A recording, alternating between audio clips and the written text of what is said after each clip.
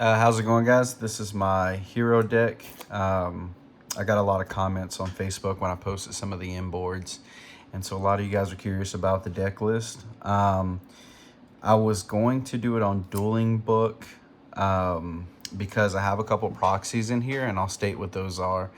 But I didn't want to do it on Dueling Book because you can kind of look at the deck list ahead of time and kind of say, oh, well, this is kind of what he's doing, but each card kind of needs a little explanation, and so I've just decided to do it this way despite the proxies. I'll probably repost once I have everything completed. Still waiting on some things in the mail. But if you guys have any questions, definitely just let me know in the comments section. But I'll go ahead and jump into it. Well, actually, let me start with, I guess, why I chose this one. So, they're obviously, an abundance of hero versions that people can play, and I've seen a lot of different lists from a lot of different points of views. The Neos deck is fun, but the main reason I chose this one is just purely based off of the meta and what I felt like is going to be able to be most viable and be able to play through some of the disruptions. So I'll jump into it real quick. So we're playing two Bubbleman. It's with this deck, I'm not going to say it's focused around Bubbleman, but one of the main things you're looking for in this deck is extenders.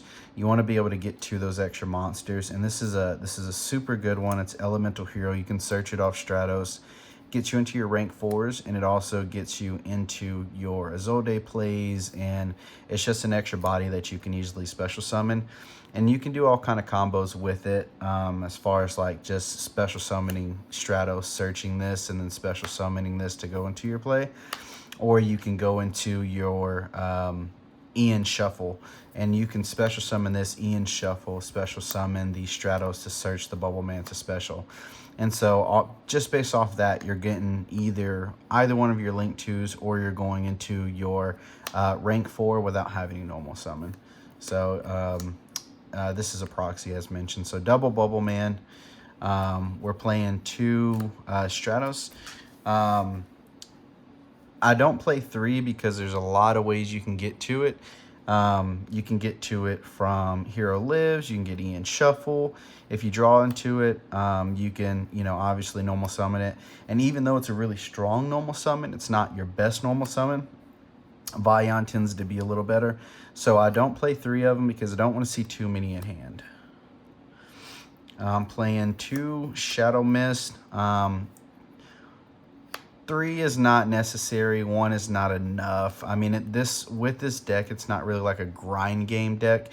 So you don't want to, you're not maxing out on some of these cards. It's really like you're setting up a board. Either first or going second, and you're trying to win within the first couple turns. If not, then you're going into game 2 and siding. I'm playing 1 Liquid Soldier and 1 Hero Soldier, or 1 Liquid and 1 Solid Soldier. So I was initially playing 2 of these because the premise of this deck was based around kind of the bubble beat back in 2010 or whichever year it was. It was a while back, but and in those times, you'd either play 10 Goldfish or you play Goblinberg. And I was like, okay, this is kind of like a pseudo one of those, it's got the additional effect that you can special summon from the grave if you use it as a fusion. And although that is useful and sometimes you can resolve that, it's not worth playing Diane in the extra deck, because if you draw into a mass change, you really want to use it you want to save it for Dark Law, because that's just going to be more impactful than the Diane. So I only play 1 of these, and I honestly considered cutting it to, I was playing 2, cut it to 1. I'm thinking maybe even dropping it. And the reason being is that since you're not playing the Diane, if you normal summon it and it gets Ash or something like that, you're kind of stuck unless you have another extender. Versus some of the other cards like Stratos, you can do something with. The only good part is that you get again shuffle it back into the deck and go into your Stratos if it does get Ash. But still a really solid card. Not necessarily as good as Liquid Soldier. And another thing I was going to say about these 2 interactions is that your Liquid Soldier you're never going to open up normal summoning this. So you don't have to worry about mass change and for this, because this is not going to get ashed as often or negated as often as like this would, because at this point this is going to be your first normal summon unless you've already done like a hero lives, and in that case it's more prone, they're going to be more prone to negate this, so it stops you from getting too much advantage in the beginning of the game. And Liquid Soldier, like it's just a good card. I mean, you get your you draw 2 off the banish and the discard, so really good. I only play one of these. I play one of these because one, it's just a really phenomenal card, and in most of the versions I play of this deck, I play 2. But I just play one because you're playing the double Bubbleman, you don't want to have too many high level monsters in your hand, because sometimes you have a hard time getting rid of them if you're not playing Cross Crusader. But it's really good if you're able to in phase or next turn mass change into Shadow Mist. This is like the main card you want to draw, because it's just going to allow you to continue into the next turn. And not only that, when you special summon it, it's more or less like a battle fader. They can't destroy it by battle, given unless they negate it. But you can activate his effects to search the instant contact, which you can instant contact into like a Sunrise to make a rank 7 play the following turn, or go into 2 warriors to go into like an Izolde or something. So I wouldn't say don't play it, but it's in this version specifically, it's difficult to play more than one. So one of those. Our Destiny Hero package, this is all we're playing. The triple Mally. And I know that seems like absurd. Everyone's playing Dark Angel and everyone's playing Plasma, and I'm not saying they're like bad cards, but in this format specifically, my feelings towards it is that they take too much utility to not give you as much reward. Like for Dark Angel, you have to go through the full combo, or you go into the Destiny fusion, which if you play Destiny fusion, you're locked into heroes.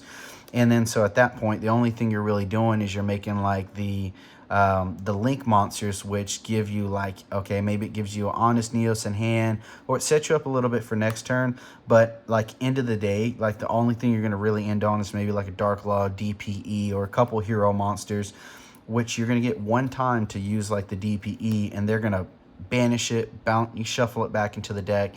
So this deck doesn't focus around DPE, although I think DPE is a good card. I don't think it's the best card this format, and I think to sacrifice and say, okay, I'm only going to use hero monsters so that I can get a monster that drops attack and gets 1 pop, I just feel like it's not worth it in my opinion. These cards are still phenomenal by themselves. Like you can still search this off Shadow Mist, and then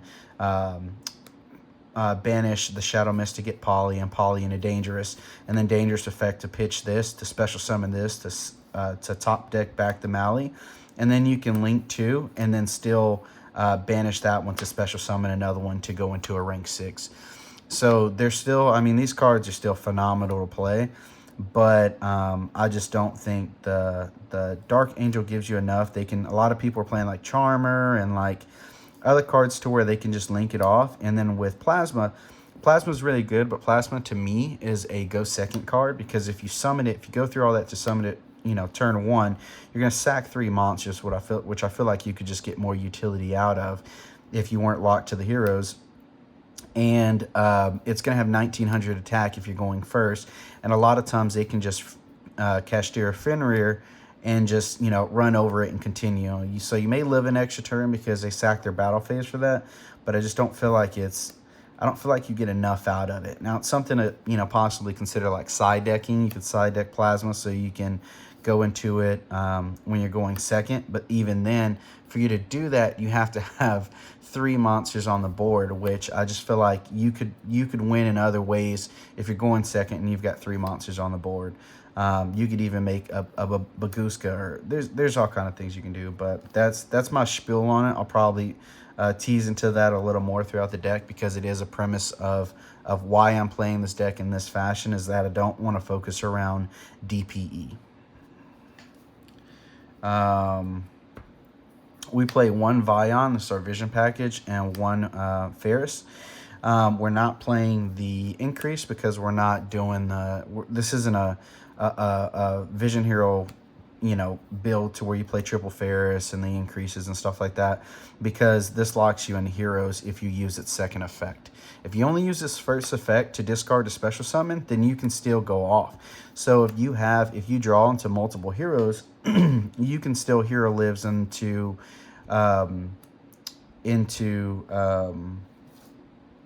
why I cannot remember his name, into Stratos. You can go in, hero lives into Stratos, grab the Ferris, discard the special summon, and then you can go into your Isolde, or you can go into your Cross Sheep without having to be stuck to the hero. So it's still a really good card to have just a searchable extender. And it also helps like in cases to where you do draw Spirit of Neos and you can't summon your Bubbleman because there's no way to really summon this from hand and you need to pitch this. Or if you draw into your Mally. If you draw into your Mally and you've got Stratos, you just go nuts. So it's really good. Vion, I think this is the best normal summon in the game, and I've considered playing more because if you draw into this and then you have hero lives, then your Stratos can search something else outside of the Vion, which just allows you to still, you know, go off. But for right now, because it's so searchable and because I'm only playing one poly, and it's not like a grind game deck, you're not really relying on it a whole lot after you resolve the first one. If you get that first banish off and you search your poly, you know, then any other warrior really, or any other hero monster, you kind of fills that role. For our Isolde targets, because we are playing that build, we're playing these two. Now, I was playing the Cross Keeper at first, but since it's a level 2, in order to play it, you're gonna have to play three equip cards, unless you're playing like Moon Mirror Shield, which like puts itself back. But Moon Mirror Shield just isn't that good of a card. Like, and these cards by themselves are just really strong. Like, if you draw into this and you're able to go into Isolde and special summon this, then you send one of your equip cards. You can special summon this because you control a Fire Warrior. His effect triggers to add back that equip card. So now you've got, you know, which you can use to special summon another monster. Or if you just draw, you know, this by itself and you Isolde this, you can still special summon this to drop it to special summon a hero from hand. So they're just better cards, stand alone, and they work really good together. This card is insane and allows for a lot of plays. So because at first I was playing double Flint, but this one's just insane, and I'll explain some of it why later. This is a proxy. I'm not playing Calcumira Drago, although teaser, I think this is a very good like side deck card, or very good card just in general. Stops light and dark summons, but this is for Barrier Statue, the Wind Barrier Statue.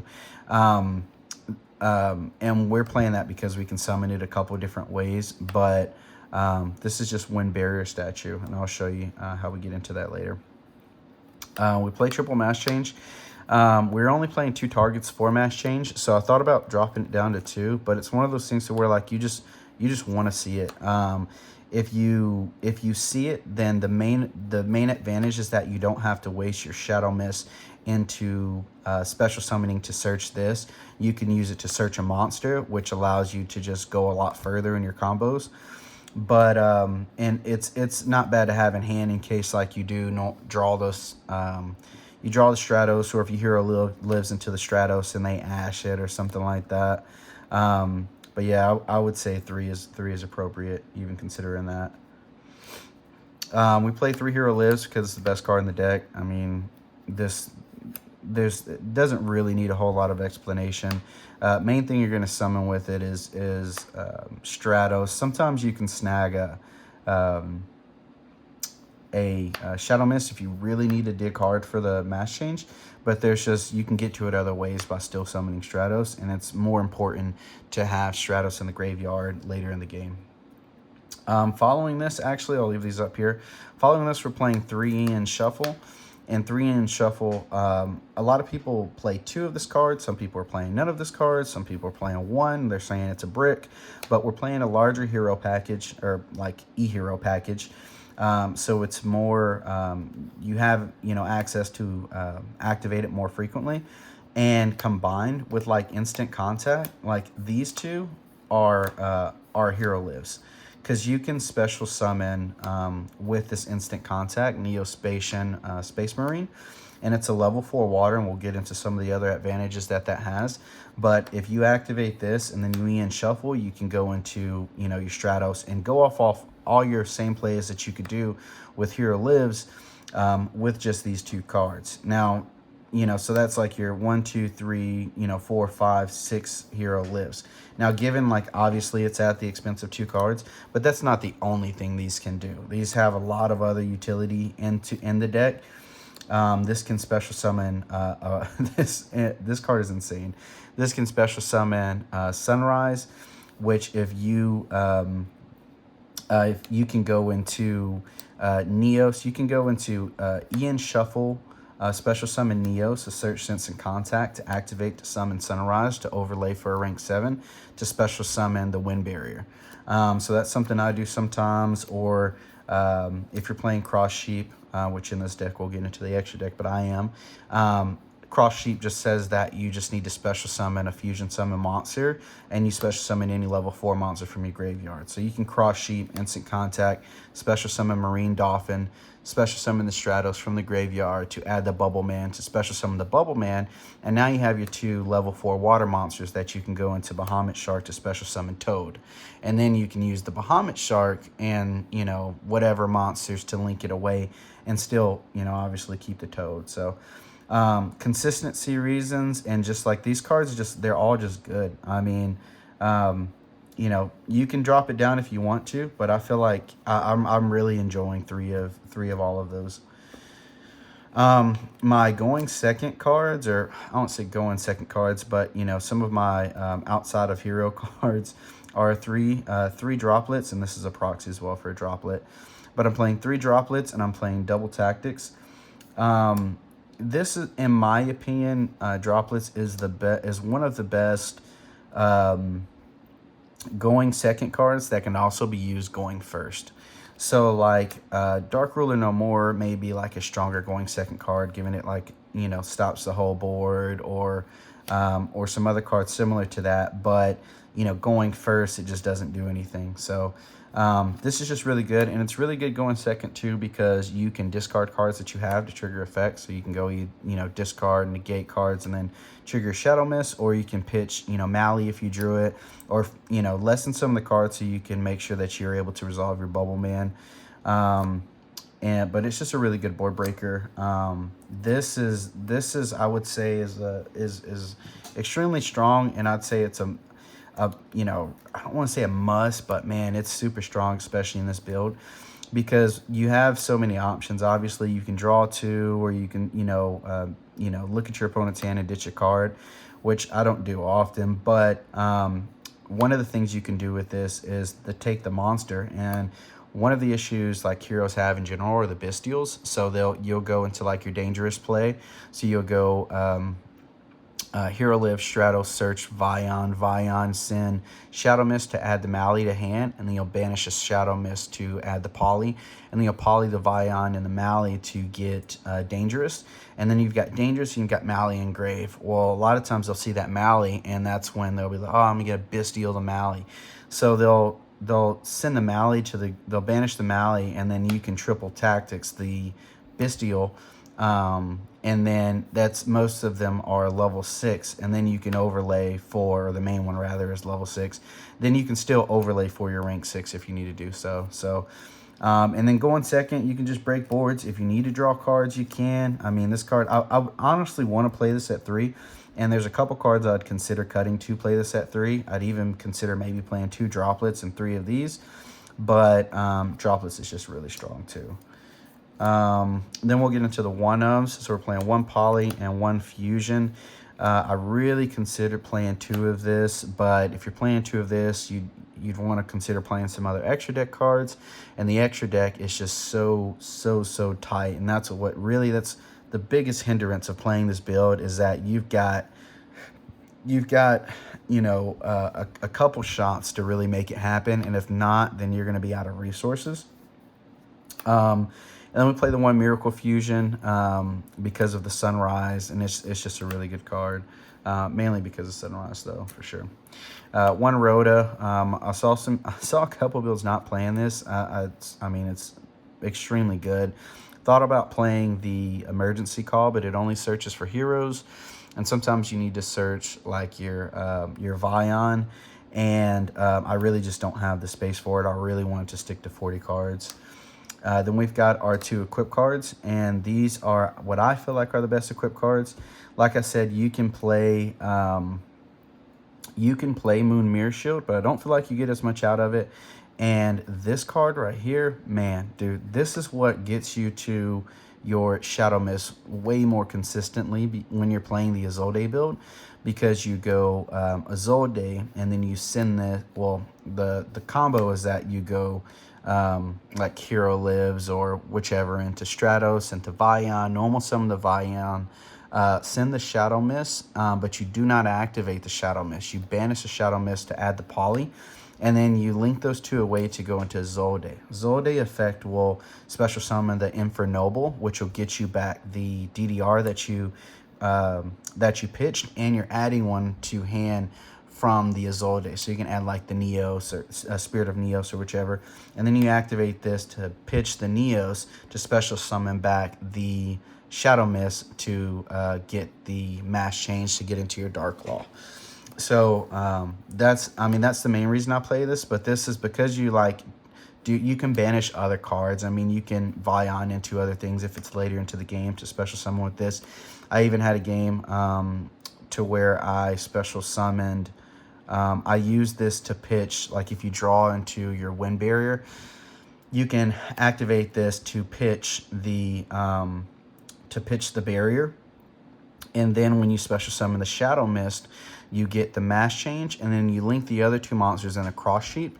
And then when you activate mass change on the Shadow Mist to special summon Dark Law, cross sheep triggers, which special summons the Wind Barrier statue back from the graveyard, because it just says 1 level 4 monster. So this is really strong. This isn't as strong because its effects are negated, but it's still like one of the better ones. Like I said, a big thing of this deck is with heroes is that you really need those extenders. Like you really need that 1 extra monster sometimes to push for like really cool boards. It just helps with that. This is cool too because you can get back like one of your rank 4 or level 4 water monsters, so you can go into like a Bahamut Shark play or something. And then the one trap I'm playing is the Treacherous Trap Hole. There's some thoughts that, like, I've considered not playing this, like, and playing a different rank 4, and that's really just like this whole deck is just kind of like part of it's kind of like a theory build. Like you can change a lot of different points of this deck. I won't say a lot, but you can change some rather, and it still functioned fine. But I do think this is really good, and I'll get into why. When I discuss more of the extra deck. Jumping into the extra deck, we're playing 1 Dark Law. I don't have room for 2, honestly. If I'm being honest, like I would play 2 if I had room, but I don't have room for 2.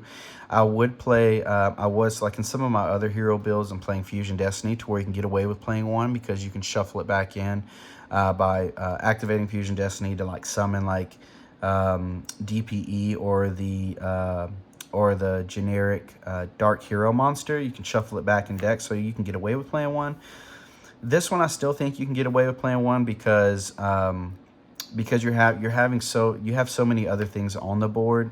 But if I had space, I'd play 2. My other choice is the Hero Blast. Because of like Stratos is your main monster that you're going to be summoning and activating his effect, and that's going to be the one that people are like, oh, I need to stop that. So if they do have Ash, typically they're going to let you, they're going to Ash the Stratos if they don't Ash like the Hero Lives.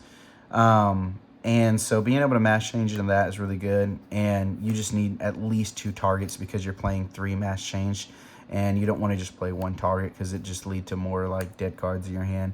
And this is really good too because we're playing the wind barrier statue, so you can honestly sometimes like hero lives into the Stratos if you have mass change, and then just normal summon the wind barrier. And then if they try to swing over it, you can activate his effect. You can mass change and then activate his effect to half their attack, which like wind barrier is 1,000, and typically most normal summons aren't going to be 2,000. So most times they won't be able to swing over it, and you'll be able to still lock them out, and they've wasted their battle phase.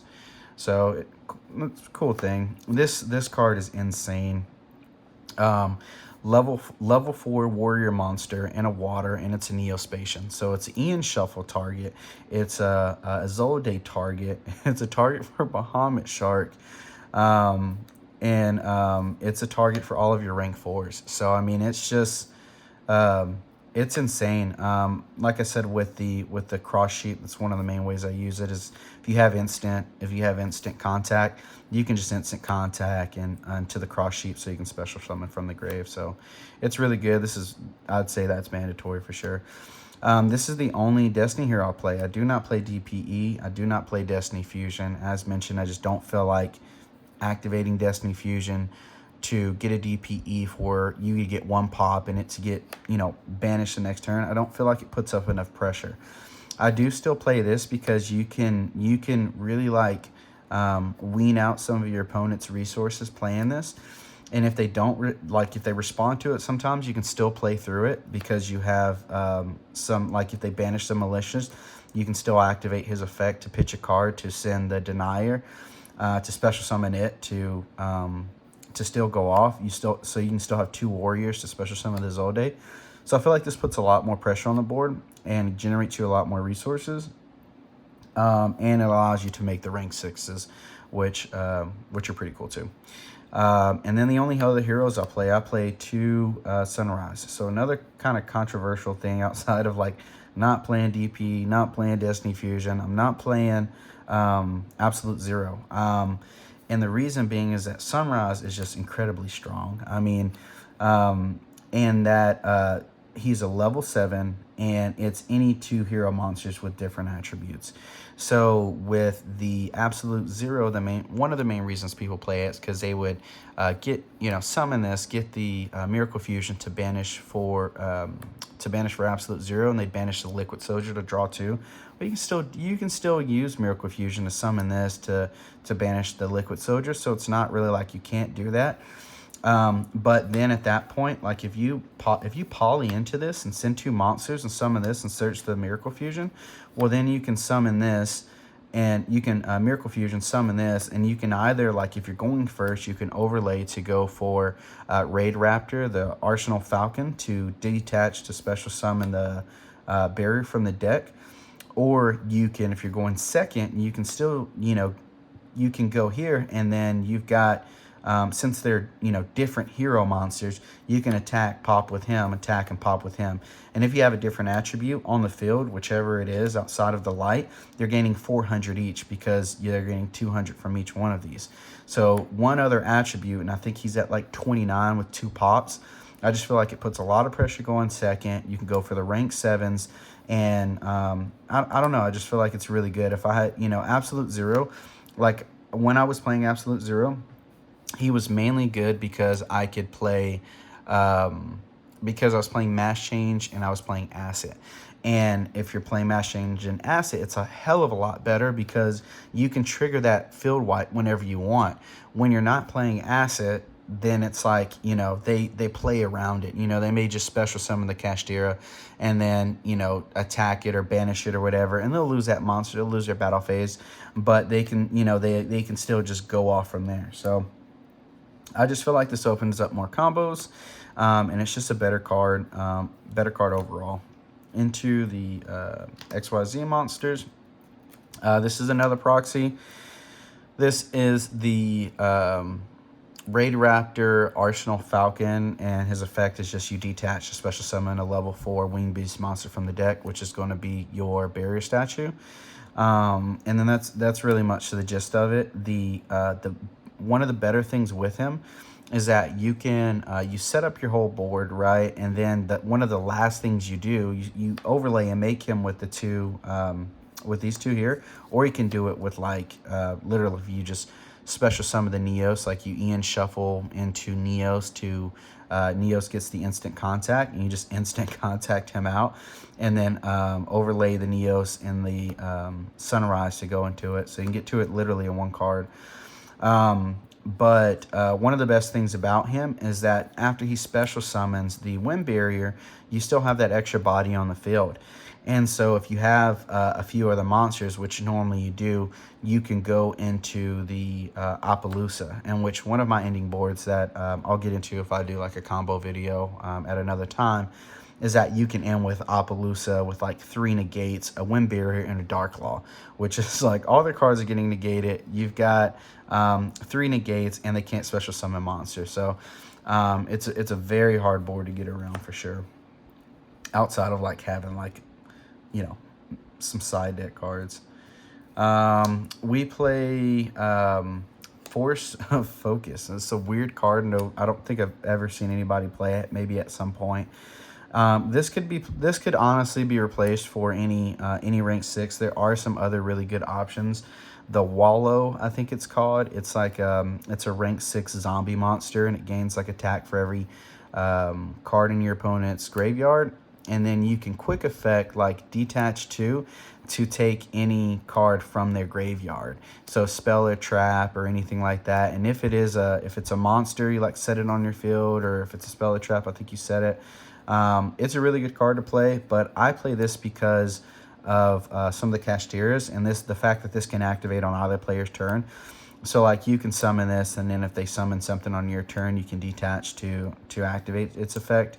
Or if you summon this and the first thing they do is special summon the Kashtira Fenrir, you have this to negate its effects. It says that you can detach to target 1 level 5 or higher effect monster your opponent controls and negate its effects until the end of this turn. So and it's got 2,800 attack, so they can't swing over it either. But a lot of people in place of this were playing the Beatrice, because you can make Beatrice and send the trap card, Break the Destiny, which allows you to add a Destiny Hero card from your deck to your hand. So you get D-Force, you activate D-Force to search the Plasma, and you special summon Plasma. And that is a cool play, and I was playing that, but it gets a little clunky because you're playing like, 3 different cards to resolve like one thing. And like I said, my opinion on Plasma is that it's a go second card, and so like it just didn't do me a whole lot going first. And then you have to sack 3 monsters for it. So I'm not saying it's bad. I just opted not to play that. I just think you get more out of just playing a rank 6 without all those other things. But to each their own. You can try that version out if you like as well. We're playing the Bahamut Shark and Totally Awesome. I know a lot of people are like, oh, how did he summon Totally Awesome? Since we're playing the double Bubbleman, since we can instant fusion into the Marine Dolphin, and because we're playing the Liquid Soldier, you can get this out pretty consistently. And then not only that, but you can kind of the same theory with the Raidraptor, is that you can detach a special summon this and then link this off for your Appaloosa, so you have multiple negates. But yeah, this is one of the main reasons I'm playing this deck. I mean, Toad's awesome. It's just a free negate. This gives you an extra body, and it just gives you a lot of like resources, I think. Then we're playing Rafflesia. So this is what I was gonna say. Like, you could play other rank 4s, and I have. Like, I was playing. I've tested out a couple of different things. I was playing the Abyss Dweller, but I feel like Abyss Dweller, like Dark Law, does the job. If you're able to get the combo off right, then you don't need the Dweller.